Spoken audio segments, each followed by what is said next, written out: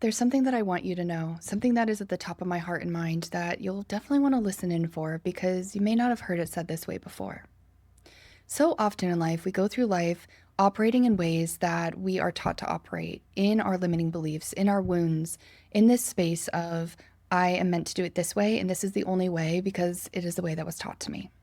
But one thing I want to tell you is this: there is an inner knowing inside of you. There's an intuitive sense, a felt sense that will show you your specific soul path.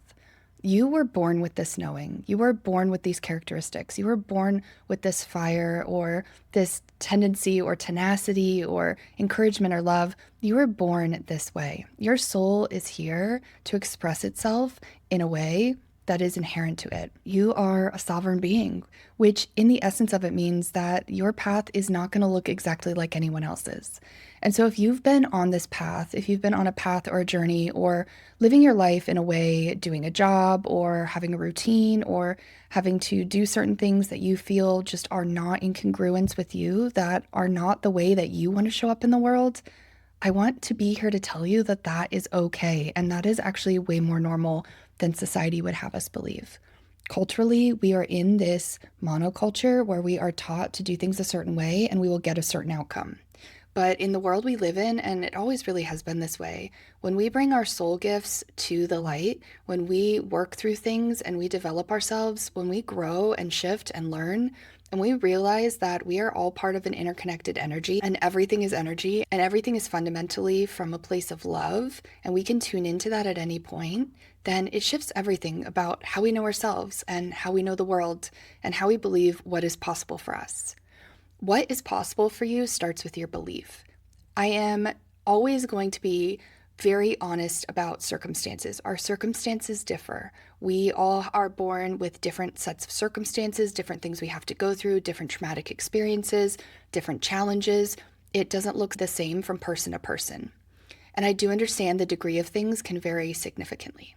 But given the set of circumstances that you were born into, given the things you've already experienced, how can you then take that and get to know that and understand how it shows up in your life, and then also shift it and work from this new belief system that is more in line with what your soul is asking of you? For a very long time, I did the thing that I felt like I was supposed to do.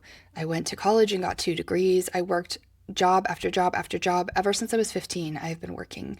And I did all of the sports, did all of the things, took the conventional path. I was in corporate work. I worked my way up in the corporate world. I was a business management consultant and had various roles, everything from cybersecurity and banking to hospitals to working with major computer manufacturers and software systems. And then it all hit me. I had a massive spiritual awakening starting a decade ago, and it really reminded me that my inner child, my childhood abilities, the ones that had been told that were not possible, that didn't exist and couldn't be possible or real, were inherently the things that my soul was trying to bring to life this entire time. And when I finally gave voice to that, when I finally acknowledged that, when I finally allowed that to come to light, everything about my life shifted. I ended up being very grateful for my time in the corporate world because it taught me so much about business and about how these bigger businesses operate. But what it did do, and it showed it through a very painful way, was show me places I was not meant to be, places I didn't want to be. It showed me challenge after challenge after challenge until I understood that there was something that was calling to me, that had been part of me and the fabric of my existence, far beyond any sort of intellectual capacity to decide on a life based on what was the norm for others. When I stopped living my life based on what was the norm for others and started living it based on my intuition and what my inner wisdom was telling me, everything shifted. I left the corporate world. I started working as a psychic medium and an energy healer. I started with Reiki, and that has blossomed into something bigger reason for being here than I could ever have imagined. My goal being here in doing this work and showing up on YouTube, I have a Reclamation podcast and a community called Remembrance Rising, is to help educate others, to help inspire others, and to be here as a loving and trusted voice and guide in this world. When I was going through all of this, I had amazing mentors, but I really had to piece everything together. And I, at the time, didn't have anyone that I saw or came across or knew that was really guiding people in this way. And so I know that looking back, I can be the version of that woman for what that woman needed, what that young girl needed at that time and throughout my entire life. And as I say this, I come here to share this with you and inspire you, and to also remind you that your inner path, the one that you're discovering, requires a few things. It requires you to stop outsourcing your wisdom before you insource your wisdom. It requires you to stop asking others what they think of you before you ask yourself. It requires you to go within and ask yourself all of those questions before you go in the outside world and source them and poll the audience. When we go into the outside world and we ask our friends, our family, our colleagues for their opinions on things before we've asked ourselves, we are effectively saying this: based on your lived reality, based on what you know and have come to understand, what you believe, your limitations and fears, what feels appropriate for you about my life. And when we do this, it changes everything.